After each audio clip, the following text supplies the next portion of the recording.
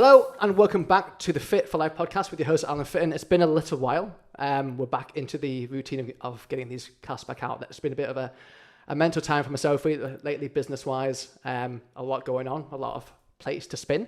But we're back now, and we're also back with Lisa too. Hello, hi. We're here for round two. Yeah, thank you for having me back. It's been a while. It's been a while. It has been a while, Yes, isn't it? it What's been going on with you since the last time I've seen you? Okay, wow. Okay, lots and lots of things really. Lots of holidays, which was fabulous. I haven't been abroad for a few years. I've had 2 holidays abroad this year. Lots of time in the gym as per usual. Lots of focus in the gym. Yeah. Really loving training again at the moment. Lots of consistent training. It's been a while since I've had some consistent training. And pretty much that's it at the moment, to be honest. Super. What about you? Same. business. Rebrand, some of you will have seen on my Instagram stories, all that kind of stuff, new app going, and all the fun stuff. All good, positive things, though, isn't it? Great. And obviously you've got something big as well, haven't you? I have. But yeah, so we're going to be hopping into today what we didn't cover on the last podcast with Lisa. Other kind of big things that's happened in her life that she wants to share with us. Obviously, so from going from where we were, the next step in your life kind of took a dramatic turn, didn't it? It did, actually, yes. So I think we kind of left off with the transformation last time, didn't we? Which was great, kind of the holy grail of fitness. You get to where you want to be physically and then mentally grow and everything else. And then it's kind of like, well, what happens afterwards? Yeah. And everyone's forever story is very different, isn't it? And mine definitely did take a little bit of a turn for the worst. So I think we pick this back up again really with a couple of events that led up to what sort of kind of changed my life really without sounding dramatic. And the first thing that happened is we lost my nan. So my nana was the last of that generation. She was the head of our family, very, very large Catholic family. And she had been diagnosed with Alzheimer's and dementia. Horrible disease. Yes, horrible, horrible, cruel, cruel disease. And she had, in the final kind of like year of her life, she'd moved in with my mum and dad, and I'm an only child, and I'm really, really close to my mum and dad. So it was kind of, you were very, very connected, even though my family were all from Liverpool and I'm in Southport. So she passed away, unfortunately, and sorry to hear that. No, it's okay. It's one of those things, isn't it? It's kind of the cycle of life, if you like. And it was very difficult for our family, obviously. Bereavements are difficult anyway at the best of times. And my mum was exceptionally close to my nana, and I'm exceptionally close to my mum. So it was a difficult time. But I don't know, I suppose it's not the same for every single family, but I think when somebody passes like that, the family everyone kind of goes into this kind of mode of we've got to plan, we've got to prepare, we've got to give this person the best send off as we can. And I really feel like mourning doesn't happen at that stage. I feel like everyone's just trying to get to the funeral. Yeah. And the funeral was on a Tuesday, and the family got together and she had a wonderful send off. And then I kind of felt like once that had happened, that's when the grieving process started. And in the lead up to the funeral, I was delivering the eulogy as well as being a pallbearer. So the grandchildren were pallbearers. So both myself and one of my female cousins, we had carried granddad's coffin a few years prior, and we were carrying nana's coffin. So there's a lot of stress that goes with those additional responsibilities as well, because you want to do that person justice. Of course you do, yeah. And you don't want to break down emotionally when you stood in front of people that you know are really struggling. So I'm quite stoic, and I'd kind of gone, right, just one day at a time, we're going to get through, we'll get to the grieving stage. So that was the Tuesday, and we'd had the funeral. And then I hadn't seen a lot of kind of like my social cycle, my friends and things during that time, because obviously I was with my family all the time.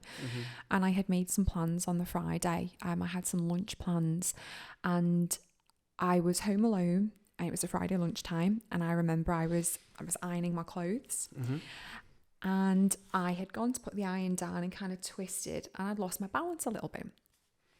So didn't really think anything of it, if I'm really honest. Just gave myself a moment, put the ironing board away, and then on the way back in through the utility room door, I hit the door frame on the left side.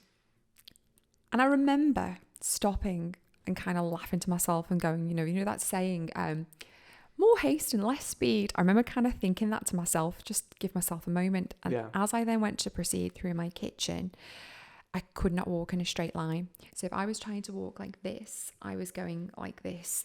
And it was really noticeable. We're not just talking like a slight veer, like really, you know, I would say not far. I would say probably 35 to 40 degree angle difference, really significant. Right.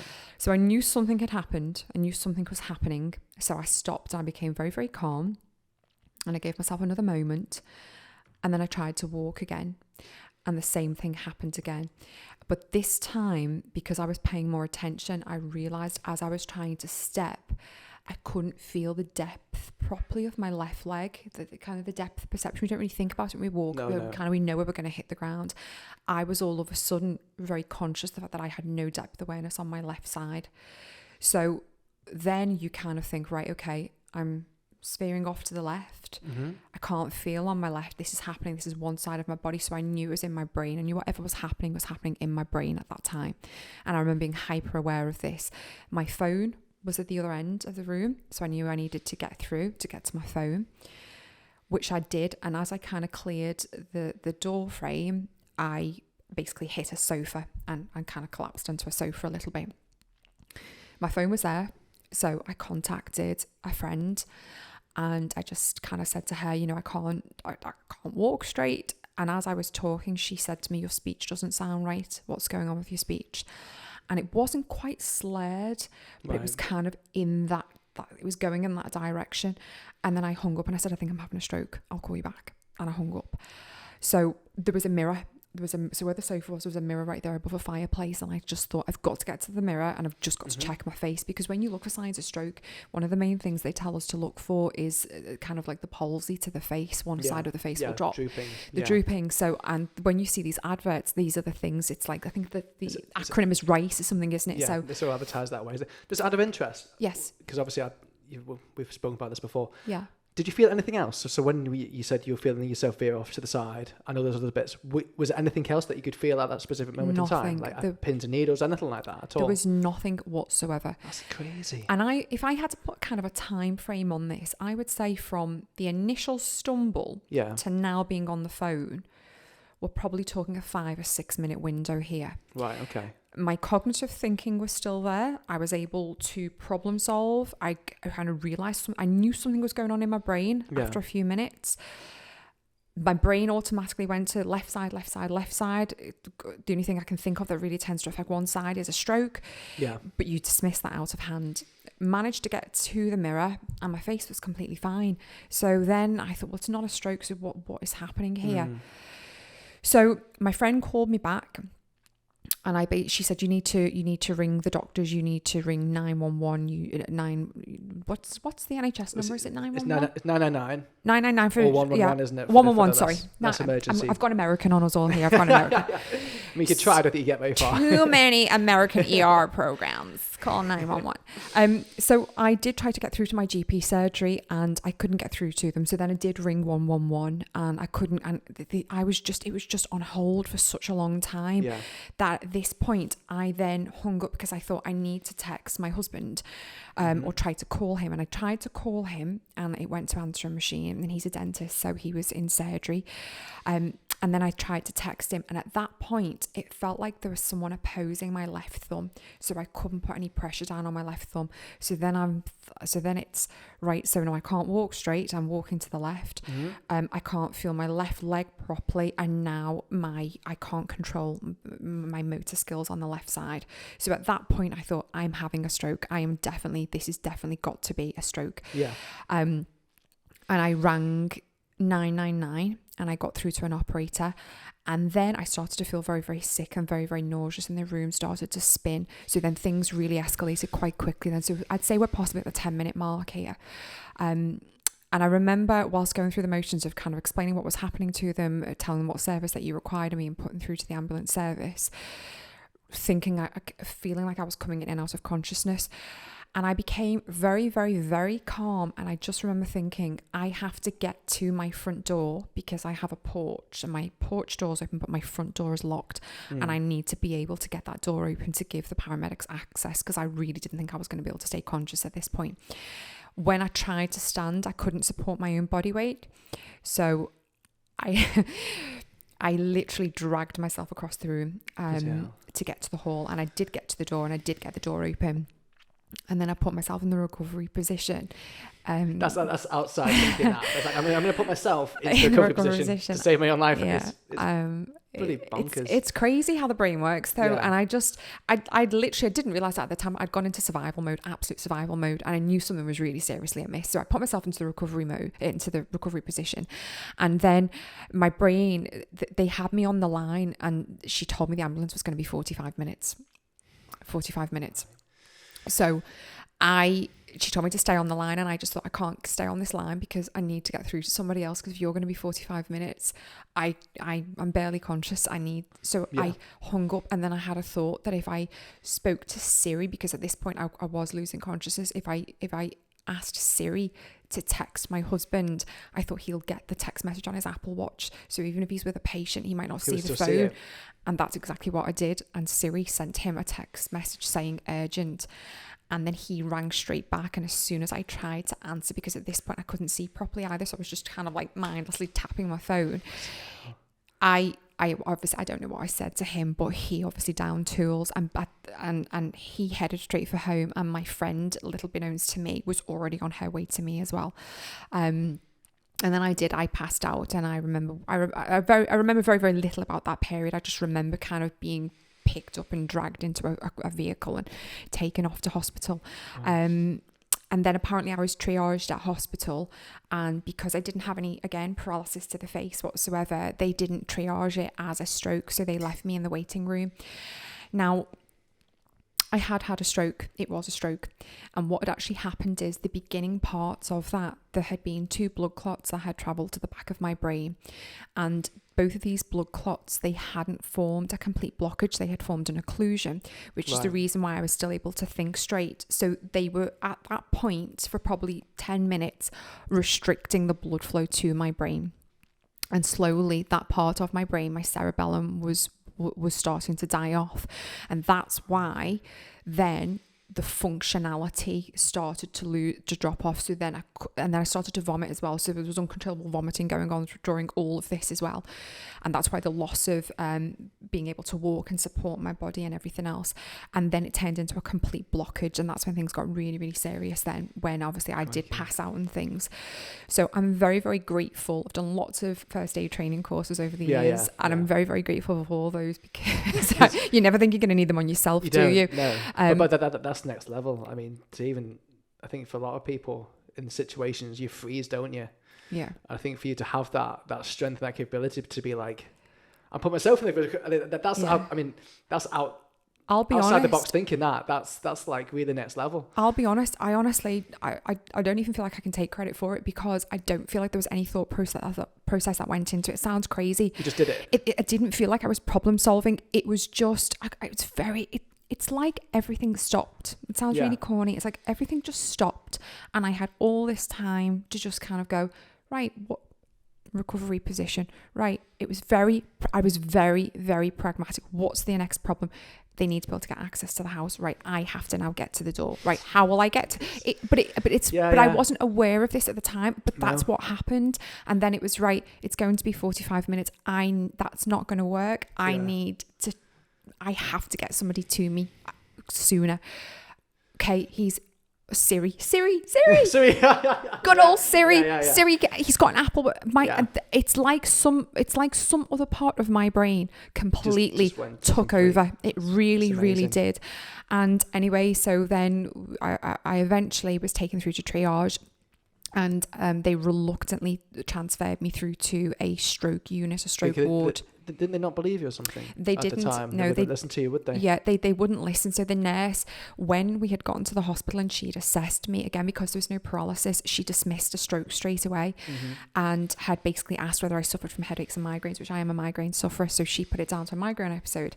But my friend was very, very vocal in the waiting room, I have been told. And what was she saying? She basically said, all of your adverts stipulate speed, it's time. Yeah. Why is nobody doing something? If you don't know it's not a stroke. And they basically pushed me through to triage really quickly. And then again, the SHO apparently got into an argument with another colleague because this was his 4th day of triaging. So there was an argument apparently also going on whilst I was sat there actually having a stroke at the hospital. It's not believable, is it? It was a barrage. It's almost comical now. Yeah. But then they did take me through to a stroke assessment ward at that point, and it was a very, very forward-thinking consultant who again didn't think I was presenting there and then as having a stroke, but decided there was no harm in pushing 300 milligrams of aspirin, and it's just as well that they did, because I was still vomiting all of these. So the blockage was still there at that time, and because they pushed 300 milligrams of aspirin, that then began to dissolve and break down the blockages. And I'm really, really, really grateful that they made that decision, as it could have been a very, very different outcome for me. Wow. Bloody hell. Yeah. It's bonkers. It's a yeah, lot, it's isn't crazy. It? But then they did a lot of, so whilst I'm on the ward, there's lots of people then that come around, then all of a sudden they decide that they're going to go down the route of testing for it. And I remember bits of this in between, violent. It wasn't just being sick, it was I've never experienced like anything like that.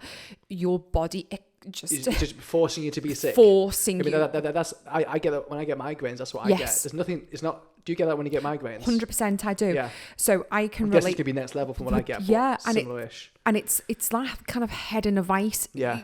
Almost like you want to bash your head on a wall. This was different. There wasn't the head in the vice situation. No. There was no pain, absolutely no pain at all. You would think, a brain injury, you'd feel there was no pain. I had experienced no pain, but my body it was as if I was trying to remove another being from my body. It was just trying to get something out. And upon reflection, it's because that was its reaction to the tissue damage, dying in the brain. And it's trying to do whatever it can. So a little bit knows to me, it's trying to remove the blockage. It's trying to put you in some sort of trauma to remove the blockage. So there was this horrendous, and so they're trying to assess me in the middle of like me having this exorcism going on. So that was very, very difficult as well. And then they do lots of kind of like follow my eyes, and you have to follow them around and in and out, and they try to lift limbs, but we train. So we're physically strong. So you can more than the average person. More than the average person. So I think the average person, when they're asking them, they can't perform this, although I couldn't perform it probably the way I would have wanted to. I was able to move my limbs when I shouldn't have been able to move my limbs whilst having a stroke. Because of your mindset and training background, you'll be quite overly critical stubborn. of yourself. And you are. Like, I can do this, I will do this regardless. So they're telling me to lift my leg. I'm going to lift my leg. It's going to happen. I'm going to lift my leg. So again, so they didn't diagnose based on that as well, because although I didn't perform extremely well, I performed something I shouldn't have been able to do. So they basically then, once they'd pushed the aspirin went very, very, very, very quickly actually, and the nausea stopped and everything else, and then they take you through like another assessment, and then they this was a Friday obviously, so then they decided to admit me to a ward pending an MRI scan. So what was do you remember what the deciding factor was that made them go right aspirin? From the testing, what was happening? Was it just Slummy just thought, why not? Was there anything specific that they saw that they thought, now we need to give this individual aspirin? Again, very difficult, because remember, I'm actually having a stroke. I know, I understand. I'm being quite technical, asking a quite in-depth question here. But I do have an answer for you. Awesome. Because I remember there being two consultants, a male and a female, at the bottom of the bed. And I remember her saying, migraine patterns don't change. I remember hearing that phrase as she was speaking to the colleague.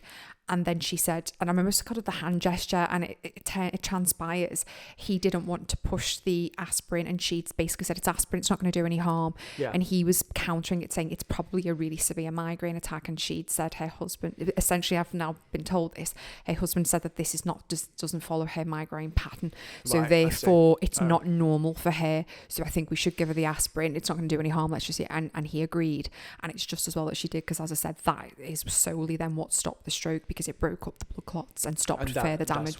That's why you're still here today. And that's why I'm still here today. That's mind-blowing, isn't it? It's crazy. It's crazy. I was 41 at the time. Crikey. So obviously it was so crazy experiencing that at such a young age. How did that feel? I mean, 41 is neither here nor there, and to be having a stroke at that age, I mean... My reaction, I think, upon reflection, I can tell you exactly how I felt. When they finally diagnosed it took them 5 days to diagnose the fact that it was a stroke, because it was the weekend, and hospitals in the UK, NHS hospitals, basically everything stops. Everything goes onto skeleton crew of a weekend. So the MRI wasn't performed until the Thursday. So it's actually 6 days. So I had the stroke on the Friday and the MRI was performed. So I've been in hospital the whole time during COVID restrictions as well. So no visitors on the ward whatsoever. So I'd been really, really isolated. And I'd been really ill since the stroke, which we didn't know was a stroke at the time. And basically they did an MRI. And when they did the MRI, I was being discharged that day and a different consultant had come around and said to me, we think it was migraine. We're going to send you home now. We think you're well enough to go home. And I remember countering him and saying to him, I don't think that this was a migraine. I've had migraines my entire adult life. I always know I have migraines with aura, so things will disappear. These pumpkins will be here and then they won't be here and then they'll be here and then I know, whoa, 10 minutes and full, that's it. I've got a 10-minute window. Yeah. There was none of that whatsoever. Also, my migraines are extremely painful. There's no head pain with this at all. So I said to him, well, I've just had an MRI performed this morning. Surely before you discharge me, let's get the MRI results. And he said, right, okay, well, we'll go and look for those, but we do think it's a migraine. And off he went. So I was, at this point, we're now 6 days down the line. So initially at that moment, I'm thinking stroke can't be a stroke, stroke can't be a stroke. I'm too young for a stroke. It's not a stroke. Then I'm in hospital. I'm just very, very tired, which is exactly what happens when you've had a migraine. You're vulnerable, aren't you? Afterwards, you feel so and that's how it felt. It felt like a 6-day hangover. Right. It felt like what you have with a migraine. So 6 days on, I am starting to now think, was this a really, really, really bad migraine attack? And it's something new that, that it's presenting again in a different way. Yeah. And then about 15, 20 minutes later, the same consultant came back around with his same team. And he walked in. Bearing in mind, I'm on my own. I'm hospital on my own. There's I'm on a ward. And he comes in and he just looked at me and he just went, who knew? You've actually had a stroke. You had 2 blood clots that travelled to the back of your brain. So it was a stroke. And I honestly don't know what I said to him. I really don't know if I even actually responded to him. The more I think about it, I remember feeling like I'd been punched in the gut. And I remember I could feel myself getting upset because it had been delivered really tactlessly. Yeah. But I'll tell you how it did feel when he left. I felt embarrassed. And that was my overriding emotion, was in an incredible amount of embarrassment. Like, I'd done something, I know this sounds really strange, but it really was, like, I'd done something wrong. I was embarrassed that I'd had a stroke. I was embarrassed because I was 41 years of age and I'd had a stroke. And this is something that happens to older people, not someone young. And as someone who's been very kind of forthright in protecting my image and who'd just been through all these transformations and who took pride in her appearance and looking after herself and having this young spirit and young heart and not looking her age and all this business, I felt really embarrassed that I'd had a stroke. And it was almost that sense of your own mortality, that actually I may feel great and I may be this and I may be that, but you're breakable just like everybody else. But it was embarrassment. It was definitely embarrassment was the feeling. And I struggled probably with that semblance of embarrassment for probably 6 months after that stroke. I couldn't shake it. I just couldn't shake it whatsoever. And that probably says more about me and about my outlook on life, because I do have a very, very young outlook on life. Yeah. So that kind of like presented with an illness that was associated with an older person. Quite a potential life-changing thing to go through as well. And then it's also, and it sounds crazy, but you get survivor's guilt as well, because so that night when they had put me onto a ward, the hospital was very busy. Remember, we're talking COVID times now, so the hospitals were just, overfilled with people. And they had, in a cruel twist of fate, they didn't have any beds available for me on the actual stroke ward at that point, even though they didn't know that obviously it was a stroke. So the only beds that were available were on an Alzheimer's and dementia ward. So they'd put me, bearing in mind, I just lost my nana to this, and we just buried her 4 days prior. So, cremated her, I should say. So they put me on this ward with people who would wake up in the night crying, like crying for their mums and dads. And these are, older people. And that was awful. And they had, so talking about the survivor's guilt, there was one lady who was also admitted to the ward on day 2, and she had had a stroke. and she had dyslexia and her face had dropped. And the dyslexia part is when you can't talk. So the palsy is where the face drops. The dyslexia is when so your brain wants to say, hi, good morning, and it will come out. Yeah. Right. So she was she was obviously very scared on her own, couldn't communicate properly.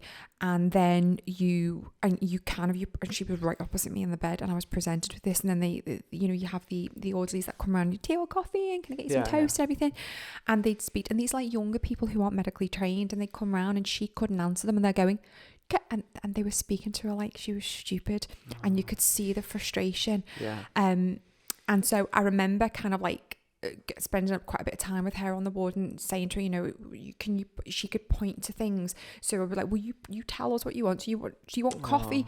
And things like that. And I remember thinking, God, I'm so happy that I didn't have a stroke. This couldn't have been a stroke because, this woman. And then it's only when and then I remembered her as well in that moment when he told me that I'd had the stroke, because then it was like, why has that not happened to me then? Why do I look okay, and why can I talk still? I was just very, very fatigued. I'm very, very, and I had lots of balance issues afterwards. So yeah, that's kind of how I felt. It's probably also dependent, I guess, a little bit where the block was. Yes. And also the time that it was done, because you were quite fast off the mark from everything that you felt and went through, didn't you? Yeah. And that's the difference. So when people have strokes, the blockages tend to be to the front parts of the brain, and that's where speech and your facial muscularity is. Yeah. Mine went to the back of the brain. So it sounds awful, but I had the best outcome possible for anyone that can have a stroke, especially with 2 blood clots. It hit the cerebellum, and I reacted quickly, and I received treatment very, very quickly. And it's almost like, and it's that, I wasn't going to say this, but I'm going to say it because people close to me know this. While I was in the recovery position, bearing in mind that I just lost my nana, I was the eldest grandchild. And I had a really special relationship with my nana. And I remember being in the recovery position and saying, you're not having me. I'm not coming. I'm too young for this. You're being selfish. I'm not coming. And I remember having that conversation, and it's very difficult because everyone has very different belief systems. But I think the way that I was so clear in how things happened that day, I almost felt like somebody was there with me, helping me. I really do. Yeah, I really do. And I just think, given the timing of it all, I really feel like Nan must have been there helping me. She must have been. Like a little guardian angel. Absolutely. And I feel that, and I really feel that, and regardless of how that sounds or that translates, that's how I feel. Somebody was there helping me that day, 110%. Amazing. Bloody hell. What a thing to go through. So going into, obviously because you were young, what do you feel was the root cause, potentially? COVID vaccines. Yeah. So I was, obviously after the stroke, you have all the recovery. And there was lots of recovery. There was lots of physical therapy and things like that because of my balance. And then I was taken to consultant after consultant after consultant, because then they have to find a reason for why it's happened, because then they have to try and make sure it's not going to happen again. You're not, susceptible to this happening again. So I had every test. So I had the best MOTs you've ever had. So seeing yeah. So I had cardiologist after cardiologist. So people are looking at my lungs. I had numerous MRI scans, numerous CT scans, numerous dyes put through my body, lots of neurological tests, physical neurological tests, medical neurological tests, physical therapy, physiotherapy, you name it, linguistic therapy to make sure that my speech wasn't affected. Intense. I was really, really, really looked after. I really, really was looked after, and no one could find anything. No one could find any medical reason why this had happened to me and why it had come on so suddenly, where these 2 blood clots had come from. And I remember there being almost like the cardiologists were absolutely adamant the stroke ward were adamant it was a cardiology issue. So I'd had these like stress tests done where they irrigate like a saline solution into your body via an IV drip, and they basically deliberately pump it so bubbles will go through, and then they do an ultrasound as this is happening, so they watch where the bubbles go, and what they're trying to see is whether or not there's any torque between the ventricles, so they can see whether or not there's something like there's a slight tear or a hole or something is like popping through, and that's what they were convinced had happened, because if that happens it will then cause the blood, if the heart misses so much as a beat, literally, or half a a beat, it can cause a blood clot. Really? And then once that beat, then that clot goes around the body in whichever direction the clot has formed, depending on whether it's been, the atriums or the ventricles or whatever. And so they were adamant that there was some sort of, there was a hole there. So I had these tests performed. So each time they did it 7 times. And I had these tests on 3 different times by 3 different sonographers. And then they would have you doing brace positions, and like you were trying to give birth, and they're trying to put you under all sorts of stress and pressure because they're just trying to emulate something. And I was going, it was a Friday. I was going out for lunch. I was very relaxed and chilled. Like this was, I wasn't doing any of these things. No. And nothing. So when I went to sit down with my consultant, and I went to see a vascular neurologist as well. So then I was referred to the Walton Centre. So when the normal tests all came back, then they kind of like, right, we're going to send you to the really big guy, and he knows what he's doing. Walton is big neurology. Yeah. Yeah. So they sent me to a vascular neurologist who looks very specifically at the ventricles within the brain as well. So we're talking like macronutrients now versus calories of the brain. Okay. So this really is really in depth. And he said to me, he was like, there's only 2%. These were his words to me. There will be a reason, and we will find the reason. My department will find the reason, because there is only a recorded 2% of strokes happen worldwide where there is no reason. There is no medical reason that we can find. He said, and statistically, it's improbable that you're going to fall into that 2%. And I'm in that 2%. Wow. However, if you then throw in some additional statistics, and then you start looking at COVID and COVID vaccines, and anyone who's got social media, who has access to the news, all of these healthy people dropping dead from heart problems and strokes and blood clots. Yeah. And they asked me in the hospital, I had the Pfizer version of the vaccines. I didn't have the AstraZeneca. I wasn't anti-vaccine. I wasn't pro-vaccine. I didn't want to have the vaccine purely and simply because at the time I was just like, how can they come up with a vaccine this quickly and it be safe? I don't want to have this. But my nana was alive at the time, and she was vulnerable. And my dad is a renal patient, and he was vulnerable. So the decision was made not because I wanted it. I did not want these vaccines. I cannot say that. The decision I came to was for protection of the people closest to me and around me, because I was trying to be responsible. So then to have this stroke and have all of these tests and no one be able to give you any reason, nothing, not even a thread of nothing. How can I not come to the conclusion it was on the back of me having those vaccines? And that's where I am. And the more medical kind of test that I've had, the more the vaccine is brought up amongst these consultations now. Right. Interesting. Very much so. Okay, yeah. I know of a few people that passed quite close to having vaccines and such forth. I've had no negative effects myself or for their family. But yeah, there's definitely question marks around. I have no doubt. The whole thing, isn't there? Yeah. I'm a very healthy person. You are, yeah. A very healthy person. Health has been at the kind of the center of my life for 6, 7, 8 years now. It really has. So for that to happen, and then there's the frustration afterwards of I still have long lasting effects of the stroke, because some of the major effects of a stroke in general, regardless of where the blood clot happens, is chronic fatigue. And chronic fatigue tends to be, other than obviously the speech problems and the facial paralysis, which you don't always recover from them. People have to learn to live their life with these ongoing issues. My balance was seriously affected because my cerebellum, and when I'd gone to see the vascular neurologist and he looked at the actual MRI, he actually asked me whether I'd been in a road traffic accident within 6 months, because he said that my brain, the damage that was done to my brain, looked like I'd been in a severe, I'd had severe head trauma, and it looked as though I'd been in a road traffic accident. So that's the damage that was done. So the fact that my balance and everything has come back over time, again, is down to the fact that I personal train. I'm in the gym all the time. I'm active. I'm very in tune with my body. So I'm able to correct myself. So I had to relearn how to train essentially after that happens. And I still struggle with balance. My gym has very, very low ceilings in certain rooms and lights. And that's a humongous problem with balance. Driving of a nighttime.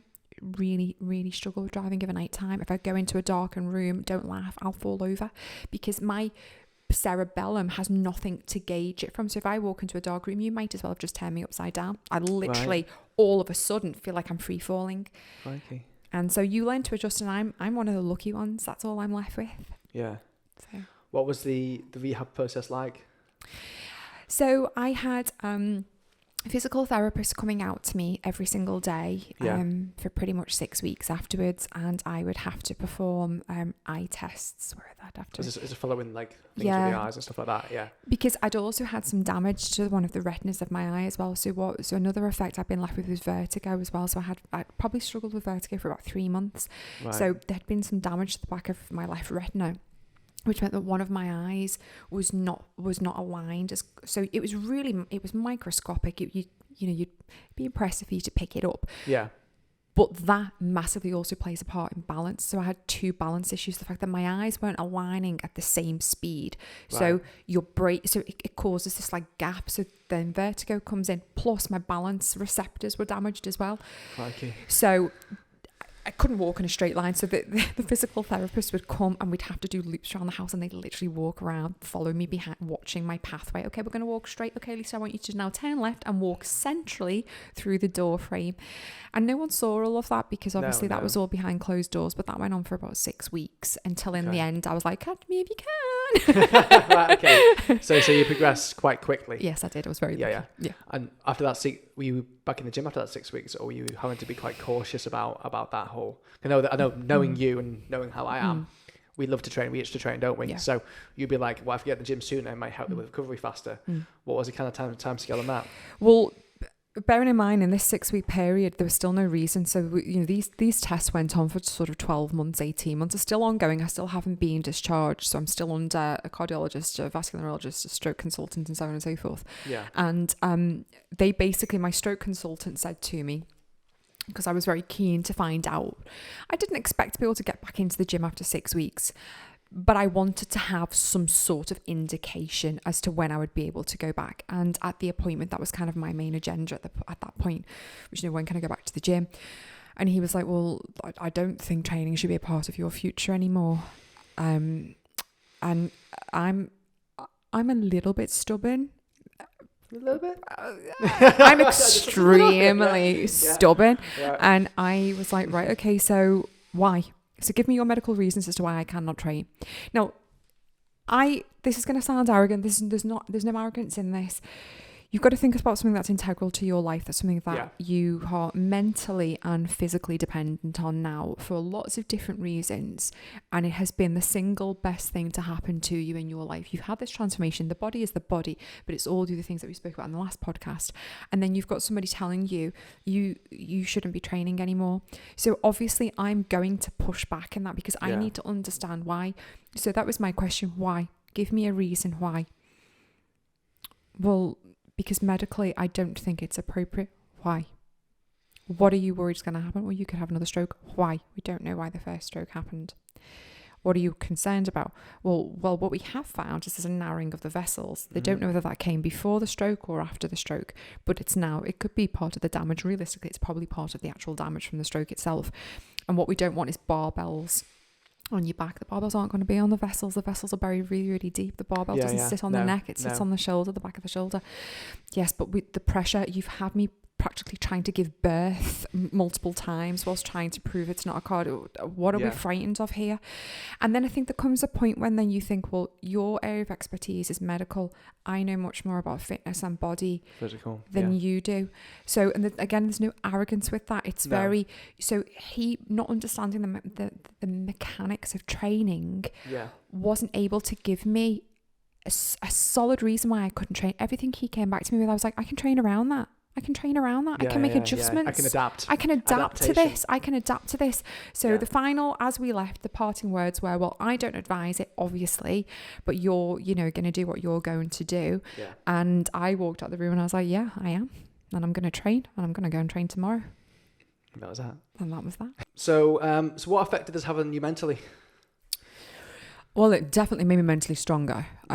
So that's stubborn. So initially, it's the fear factor, isn't it? Something's happened, it's scary, and you're presented with this whole sort of, your mortality. So I don't care who you are, how strong you are. something like that doesn't happen to you and you just bounce back from it. No. You go through stages, and I definitely went through stages. And as I come to the end of this kind of 6-week period, and I was starting to feel more and more like myself, I kind of got quite mad at this point, and I was like, no, it's no one's fault. There's no responsibility here. I'm not aligning blame with anybody, but I was like, no, training's really important to me. I have to get back to training. I need this. I'm mentally struggling here. I'm really mentally struggling, and the gym is the place for me. So I had we all know I've got a great coach. I had a really good chat with her, and she said, look, listen, I get it. I'm the same as you. We need answers. She was like, but we can't put that above your health. And I said, but they can't give me answers. They're not giving me answers. And she said, until you get a letter from your doctor to say you can go back to the gym, no, you're not going back to the gym. So I had to go grovel back to the consultant and basically say, well, I'm going to do it anyway. Could you just have a letter to say? And he reluctantly, but, he doesn't advise it, but, he couldn't give reasons. And I did, and I went back to the gym. And within 2-3 days of being back in the gym, I felt worse than I did before I went, because all of a sudden I'd gone back 4 years in terms of training. I couldn't load any weight. I was frightened when I was in the gym. My balance was all over the place. The music. You ever, when you try to concentrate, lower the music down? Yeah. Because music plays a part. So that's interesting. Just recently, I found that setting in my car that when I'm reversing, you can automatically turn the music down. Yeah. Because when I'm trying to reverse, I need focus. Yes. So yeah, exactly the same thing. Absolutely. So I work in a gym, it's boom, boom, boom, boom, boom. Yeah. And then it's like low ceilings, strobe lighting, strip lighting effect, all the things that are horrendous for someone's balance. It was like boom, boom, boom. Now, that's a problem. But then at the same token, it was a blessing. Yeah. Because it was like, well, you literally have just been thrown in the deep end, dear. So if you're the one who wants to be here, if you want to be here, crack on. So I would cry all the time. I'd be trying to do, I'm in a corner quietly. Yeah, I would say, take it up to one side. I'd be trying to do a split squat, and I couldn't keep myself upright. So there'd be tears streaming down my face, and I wouldn't look at anyone. And I was just so determined to just get back to it. And I did. And gradually I did. And then my core, because I've got a really good core strength, that was really, really imperative for me in my balance, because I was, even when my balance was, and still to this day I struggle with balance. So when my balance is all over the place, we always tell our clients, engage your core, engage your core. Well, it's second nature. So anytime I struggle, I took the tailbone under, engaged the core, and I'm good to go. And that again has been really, really, really, it was a real key factor for me going forward. But once I've been back in the gym a couple of weeks, I avoided all the compound movements and things like that. But then built from the ground up slowly. Yeah, I did. Would you say you came back pretty quickly, or would you say it took a long time? I think I held myself back. I think that as much as I was stubborn and I wanted to be there, you don't want to hurt yourself either. Of course either. not. No. So you're just being cautious. So I was cautious, and there were lots of stops and starts, because sometimes I'd be sick, and the vertigo was still ongoing at this point. Okay. So sometimes I'd come out and I'd be throwing up, and I'd feel awful, and then that wasn't really, I didn't really want to go back again the next day. No. But then your mental health would suffer, because I'd be like, I'm sick of being in this house. Yeah. We really need to redecorate this room.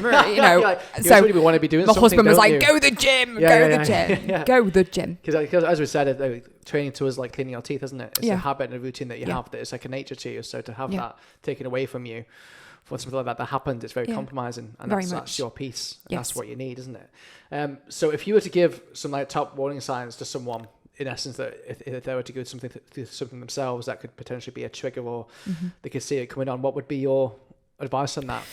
So the main ones, because again, they tend to be, most strokes affect the front part of the brain. So you look for any differences in your face, and there will always be an element of drooping. So the eye, the bottom of the lid will drop, the mouth will drop. If you're drinking and you start, liquid comes out of one side of the mouth, things like that. So these tend to be the main ones.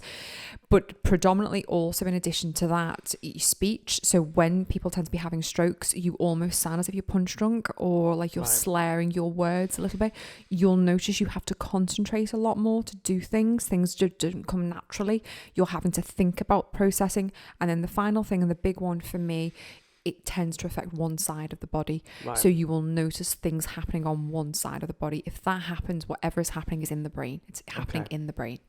And you Right. need to get help straight away. Yeah. It's interesting. It correlates to MND that. We're going to do a podcast soon about MND actually. A few people that are involved in that, but that's also affects one side massively. Yes, My it mother, does. one side of the body, I think it was her left. Was it her right?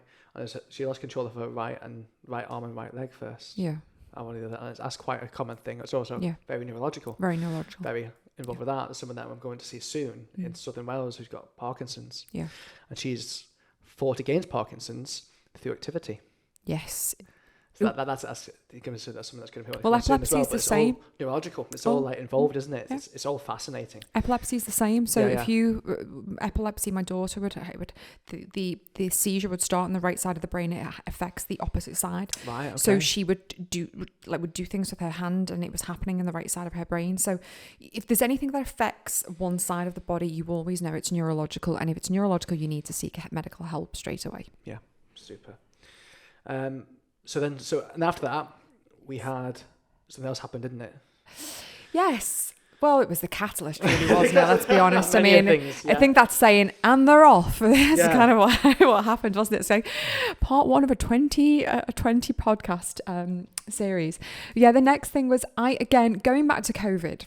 Mm-hmm. So, and I bring this up because someone who is listening to this podcast today, may it be male or female, it could be a female in your life, it could be a female listening to this.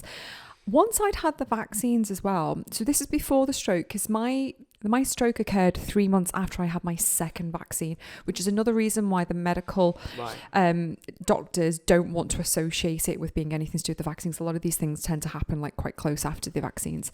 Mine was 3 months after I'd had my second vaccine. I had started having lots and lots of problems with my menstrual cycle.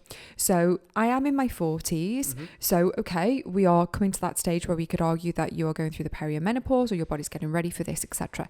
But my periods had become completely erratic. Again, Right. you could put that down to potential menopause. But it was the flow itself. So I would bleed through my clothes within minutes. Really? Within minutes. And in the end, I was having to use multiple variations of sanitary wear. So I was having to wear tampons, and I was having to then back that up with a sanitary towel as well. Wow. Because even the most absorbent and the largest tampons I could use, I would come through it within about 60 seconds to the point where it was just literally like as if someone has like lost control of their bladder, but that would be blood, and it would literally hit the sanitary towel, never mind being absorbed, it would just slide off the side, and then I would be flooded. And this was becoming more and more frequent. I've been in the gym multiple times when I have had to run off to the toilet. When I'm in the gym, most times you will see me with a sweatshirt or something wrapped around my waist. Yeah. That is because I have had that many accidents over the past few years with my menstrual cycle that now it's a go-to. I just tend to do it. Yeah. That's your security blanket to an extent, Yeah. won't it? Yeah. And so this was It's obviously crazy. really, really, really affecting my life, because most women, it's very, very different as a female training than it is of a male. We Yeah. were talking about this before. Yeah. And it's one thing, women adapt, we get used to these things, but when you physically are talking to someone and you can feel this happening, and you've got to get to the toilet, and you're in a public place and everything, and you're a woman, it's really, really disruptive to your life. So I had spoken to my doctor, and I was like, this is getting to the point where I can't, it's not manageable. I can't manage this situation anymore. It's interfering with my personal life, it's interfering with my professional life. What can we do? And they referred me for some scans. Everything looked completely fine. There was no reason. And they wanted to put me on some medication. But because of what we also didn't mention before, as I'm on long-term medication because of my stroke, so I have to be on blood thinners. And they had also put me on statins, even though my cholesterol was fine. It was a precautionary. So they put me on this medication without any reason. And I'm just supposed to take this for the rest of my life. So then the issue I was having with my menstrual cycles, the medication that they want to give you for that to kind of like reduce that, makes your blood sticky. And that counteracted with the fact that they put me on blood thinners so I don't get clots.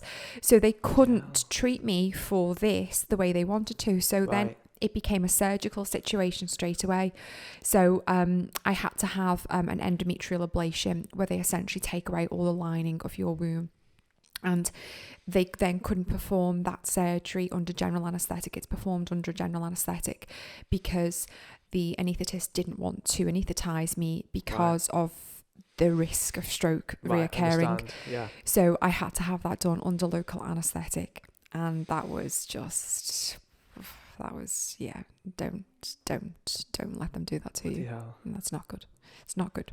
So yeah, so then that was the next thing that happened. More stress on the body. More stress on the body. But I've heard things down the gateway about like COVID affecting menstrual cycle, about it even affecting the chance of getting pregnant and all that kind of stuff. I believe it's quite big, and I think it was the Moderna. I'm sure they said about giving Moderna to people that are in their 30s that were wanting babies, and say it's a no-go because of the what it could be. And that's kind of a bit across the line with a lot of it from what I've heard. So my clientele is female only. Yeah.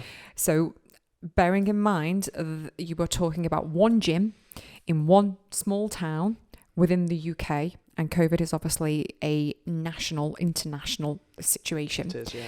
So we are talking about a fraction of what's happening out there in the real world. So within my clientele base alone, I can tell you over 50% of my females who had the vaccines had an adverse reaction where their menstrual cycles were concerned. I can tell you that as a fact. Wow.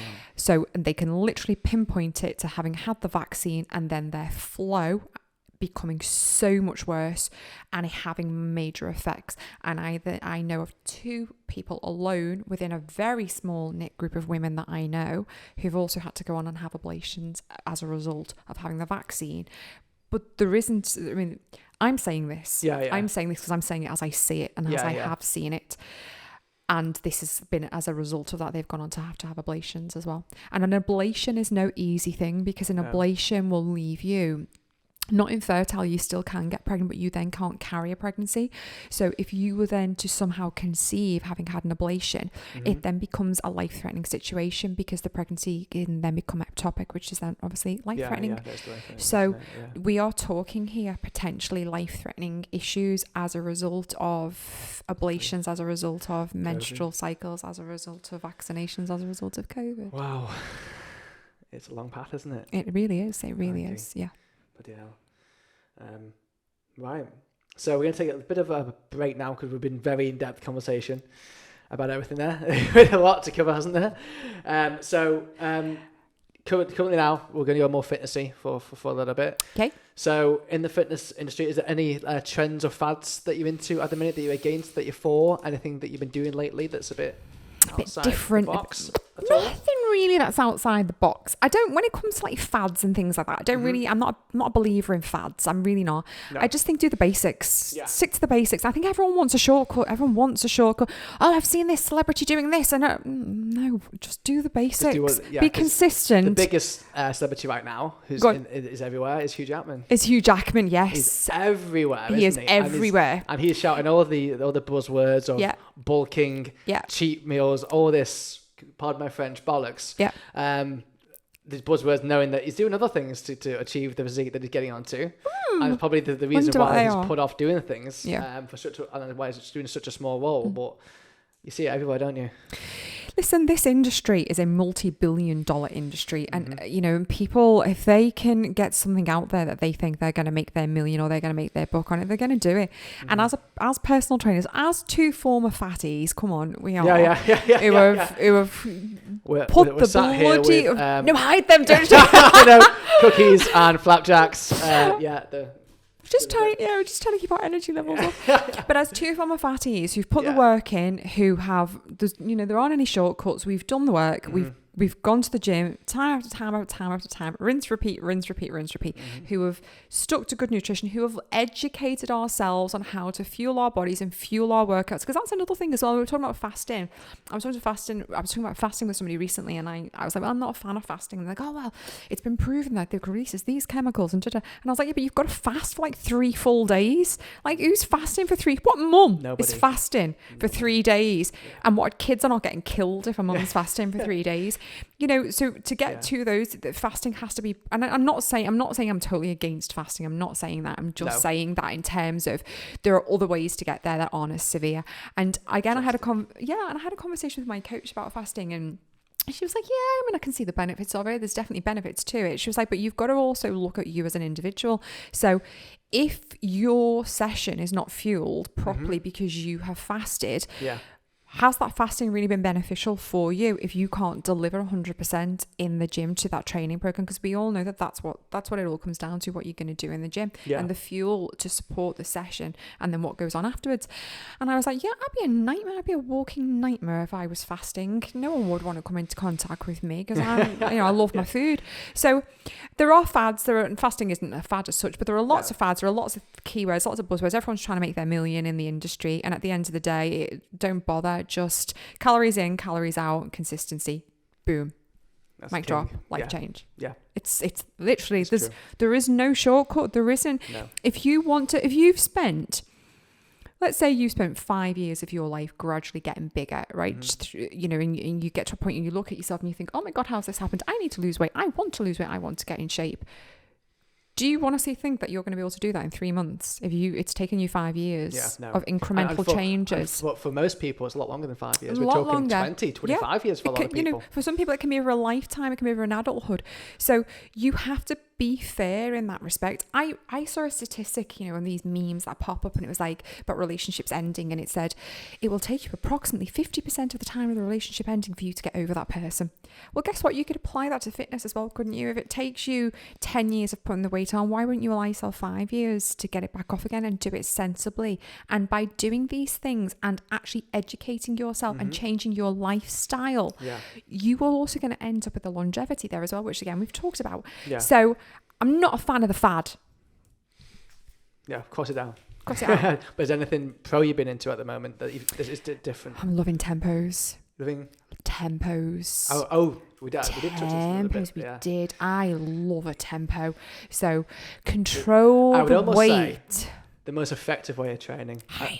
And the quote line is, you should control the weight should never control you. That's my favorite line. My clients, I did not steal that from him. I say this to my clients all the time. I'll use cables as an example here, and I will say to them, the cable is going to want to control you. Yeah, it's going to want to tell you where you're going. Your job, should you choose to accept it or challenge your mission, should you choose to accept it, is to control the cable on both parts of the movement, the concentric and the eccentric. And my clients are like, yes, you. Yes. But it is about control. It is massively. And I think for a lot of what our clients' results and what they want is tone and definition, shape to the physique, and the tick box, all of that is hypertrophy training without a question. And the more we control the rep, I'm very against like shouting about weight. Yeah. Because all you do when you shout about weight, when you're doing a deadlift or a squat or anything, is invite someone to compare themselves to you. Yeah. And like dieting, like calories and what we eat, you can't compare yourself to anyone else. You're different. Your anatomy, your structure, how you're built, the amount of muscle your limb length, your torso length, your arm length.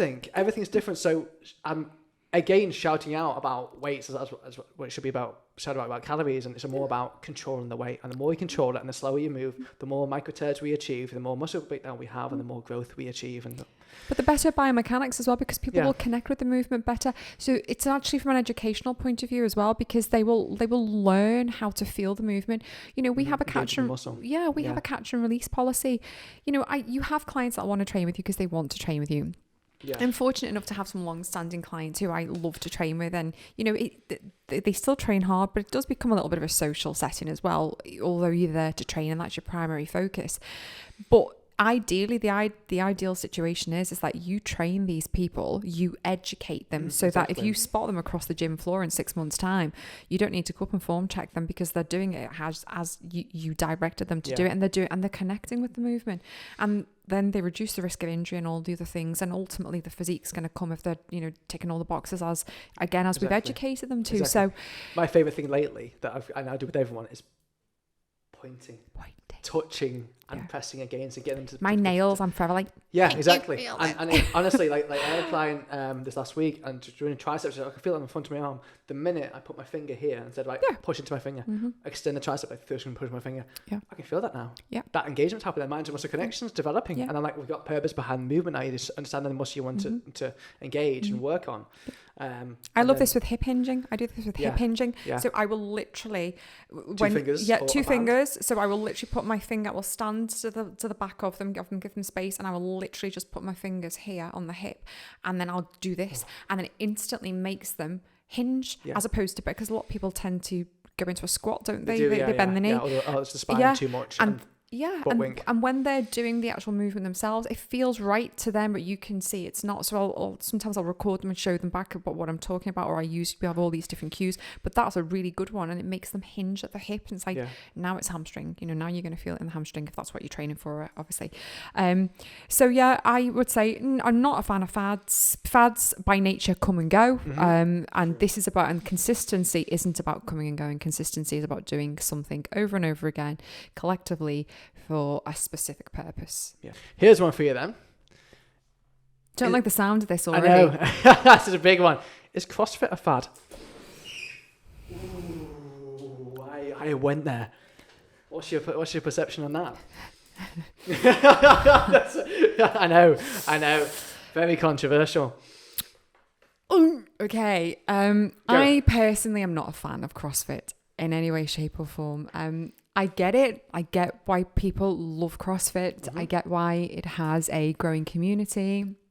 You've got the Tia Claire Toonies of this world, and she's just a badass, isn't she? And I get it. So I think there are multiple different ways of training your body out there, and we all want different things. Not everybody wants like a muscular physique. Some people need to just move some weight and do things. I enjoy doing it. Yeah. So if you want to go and do CrossFit, and CrossFit gets you off the couch and gets you moving, marvellous.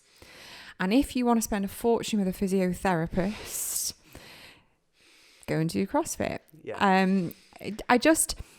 Again, it's not for me. I'll be honest. It's not for me. It's not my thing. But I get it, and I get why people do CrossFit and everything else. But then you'll have CrossFitters who'll go, resistance training, please. Yeah.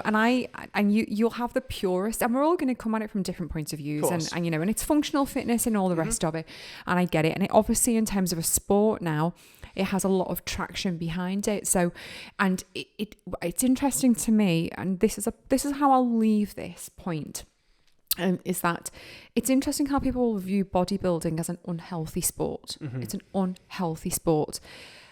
But I think CrossFit's unhealthy as well, in terms of like the risks and the injuries associated with it. Because let's be honest, form is not something that really is at the forefront of a CrossFitter's mind. No. So I just think, and so from my own personal perspective, it's not for me, and it's not the way I want to train my clients, because most of my clients come and they want transformations, they want physiques and stuff like that. So it's not about but I get that they get the endorphin rush and the adrenaline and the sweat and all the rest of it. And I admire looking at the CrossFitters in the gym with their tops off.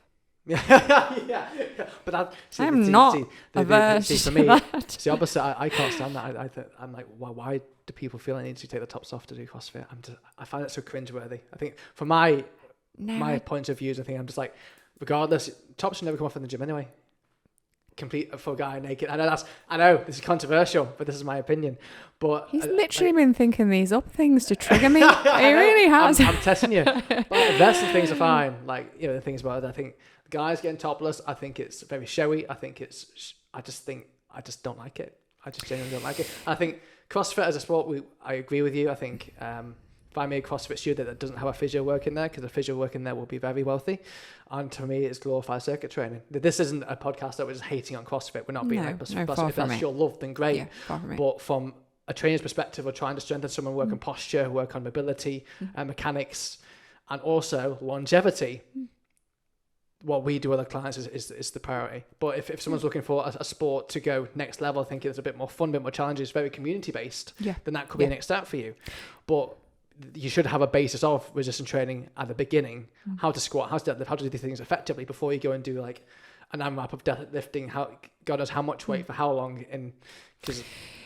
find me a CrossFit that hasn't had an injury. But you're a purist, aren't you? I am. And Yeah. you're like me. I'm a purist when it comes to these sorts of things. So we're always going to have a tainted view on that. I've got lots of friends that are CrossFitters, and they absolutely, you can't say anything about CrossFit to a CrossFitter. It's not worth it. It's just not worth going down that road. No. And you know what? And I love the passion for people who love CrossFit. I love that for them. I love the fact that they go and they do their WODs, and that they're competitive about their WODs, and they want to beat their times and everything else. I don't even understand CrossFit. I need to just stop talking about it, I'll be honest. The only buzzword I know is WOD. And I quite like watching the CrossFit Games. I'll be honest with you. It's fastest woman in the world. The fastest. And listen, there's no taking it. They are machines. People that are CrossFitters are machines. But again, I come at it from a very, very different way, because we just talked before about controlling the weight and things. They would probably argue this, a CrossFitter would argue that there is an element of control, but I think from a biomechanical perspective, there is no control. It's momentum. You are momentum. It is momentum. And I spend the bulk of my daytime, like telling my clients, dead stop it, take out the momentum, control every rep, pause, hold, tempo. So there is none of that in CrossFit. So in that respect, we'll always find ourselves on opposing sides. But ultimately, I think if you're going to move, you're going to move. If that's your love, poison of choice, absolutely. And I categorically disagree with you about the whole top on top off situation. Not because I'm being a perv. No, not at all.